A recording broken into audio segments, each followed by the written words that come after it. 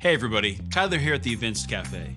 If you've been thinking about buying accessibility tools, you're wondering what they're worth to your organization. It turns out we just might know. Stay tuned for the skinny. Coffee beans. Espresso in the making.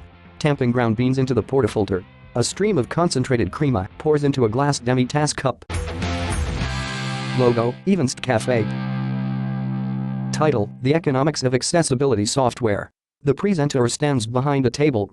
An open laptop computer is set thereon. In the background are the equipment and furnishings of a coffee cafe. Here's the central problem of accessibility testing. This is your engineering team, and these marbles are the critical accessibility problems for their projects. And this little cup over here, well, that's your tiny accessibility team. What happens when you pour all this work into your accessibility team? Let's find out. Marbles are poured from a glass pitcher into a coffee mug. From an overflowing mug, the marbles scatter across the tabletop. Disaster, right? And notice this. There are now more projects outside this cup than in it. That's exactly what organizations do. They have to. They can't wait months for an accessibility review, so often they just skip checking with their accessibility team. We estimate that only a small fraction of development projects get the accessibility attention they need. So if your accessibility team is small, you can ask the CEO for another 300 people to clean all this up, or you can work differently with the resources you already have. That's where software comes in. Because a big reason that projects back up in accessibility is that companies are often over-relying on manual testing. Either they don't have any software tools or their software tools aren't good enough to identify some of these critical problems. Text, no tools.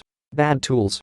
The presenter picks up a marble. These are the problems that take the longest to solve, because they require a lot of labor to reproduce and troubleshoot, usually involving a keyboard or a screen reader, and a ton of back and forth between developers and accessibility teams.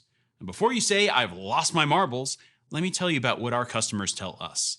Our customers have told us that when they adopt some, but not even all of our tools, they can save, and this is a real number, 30% off their front-end labor hours.